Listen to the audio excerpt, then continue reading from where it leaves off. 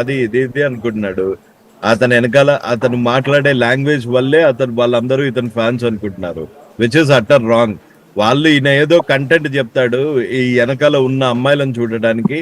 Yeah, సొసైటీలో definite గా there is ఈ ఇట్లాంటి దానికి ఈజీగా అట్రాక్ట్ అయ్యే యూత్ చాలా మంది ఉంటారు. ఆబ్వియస్ గా పక్కన ఒక అమ్మాయిని. రవి గారు, ఇప్పుడు ఇందాక 5 గంటలకి ఏదో బ్లాస్టింగ్ న్యూస్ పోస్ట్ చేస్తున్నానంటే ఏదైనా చెప్తాడేమో అనుకుని ఓపెన్ చేస్తే అతను వాడిన ఆ వీడియోలో అతను వాడిన భాష, అతను చెప్పిన అంశం, ఆ అన్వేష్ అనేవాడి తల్లి ఉంటుంది కదా, అతని కన్నా తల్లి, ఆవిడ గనక చూస్తే నిజంగా పాపం కింద పడిపోతారండి, ఏడుస్తారండి. ఇండియాకి రాడండి. మొన్నే ఒక 4 months బ్యాక్ బ్యాంకాక్ లో కలిసాడు అన్నమాట. బ్యాంకాక్ ఇప్పుడు ఇండియాకి రావాలంటే భయం. ఒక 2-3 అమ్మాయిలు ఇతని మీద ఆల్రెడీ కేసెస్ పెట్టారు. చాలా పెండింగ్ కేసెస్ ఉన్నాయి, ఎఫ్ఐఆర్స్ ఉన్నాయి, పెండింగ్ కేసెస్ ఉన్నాయి. సో ఇండియా రాడు.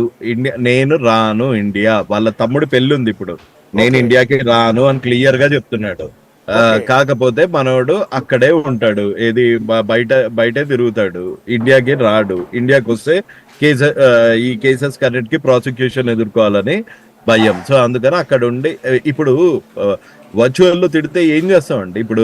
ఇప్పుడు నన్ను తిట్టాడు, ఏం చేయగలుగుతాను నేను? అతను ఉన్న కంట్రీకి వెళ్ళి ఇప్పుడు హర్షసాయి తిడతాడు కాదండి, హర్షసాయి బెట్టింగ్ యాప్లు ప్రమోట్ చేశాడని తిడతాడు, దాన్ని కించపరుస్తాడు, ఓకే, తప్పేం లేదు. అతను ఆల్రెడీ బెట్టింగ్ యాప్ను ప్రమోట్ చేశాడు కాబట్టి అతను విమర్శించినా కూడా అది హర్షసాయి తీసుకుంటాడు. కానీ అదే హర్షసాయితో ఇతను సాయంత్రం ఫోన్ చేసి సరసాలాడతాడు. అయ్యో, ఇప్పుడేంటండి అసలు నేను ఇది నువ్వు నమ్మించి మోసం చేసావని నేను ఎందుకు అన్నాను అంటే, నేను హర్షతాయి మీద ఫైట్ చేస్తున్నప్పుడు, నేను ఇమ్రాన్ మీద ఫైట్ చేస్తున్నప్పుడు, నేను ఇది చేస్తున్నప్పుడు ఎవ్రీ డే అక్కడ మాటలు ఇక్కడ చెప్పడం, అగ్గిపుల్ల వేయటం ఇద్దరి మధ్యలో.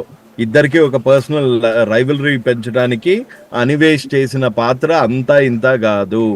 శాటిలైట్ ఫోన్ తీసుకొని మరీ మాట్లాడని అన్నాడు కదండి, అదంతా పచ్చి అబద్ధం. ఈయనను ఎవ్వరూ ఆశ్రయించలేదు. ఈయన వచ్చి ఏం చేస్తాడు? ఈయన ఏమైనా పోలీసా, లేకపోతే ప్రభుత్వమా, లేకపోతే ఎమ్మెల్యేనా?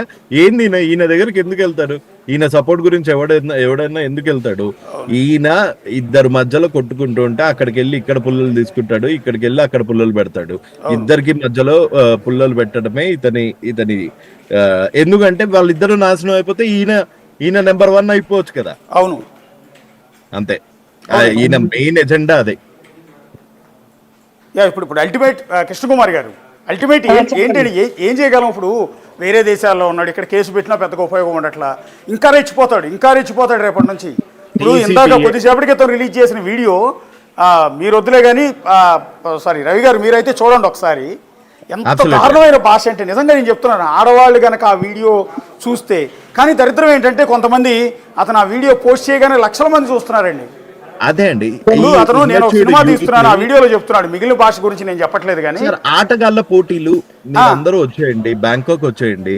ఆటగాళ్ళ పోటీలు రోజుకి 30 ఆటలు ఆడాలి, 40 ఆటలు ఆడాలి. ఇది పక్కనున్న ఒక అమ్మాయిని, ఈ గుంటను చూసారా అని ఆ అమ్మాయికి ఇది ఓ అబిబి హుజు అనుకుంటూ మాట్లాడతాడు. సో ఆ అమ్మాయికే తెలుగు రాదు కాబట్టి ఈయన ఎన్ని బూతులన్నా మాట్లాడచ్చు. Nobody cares what.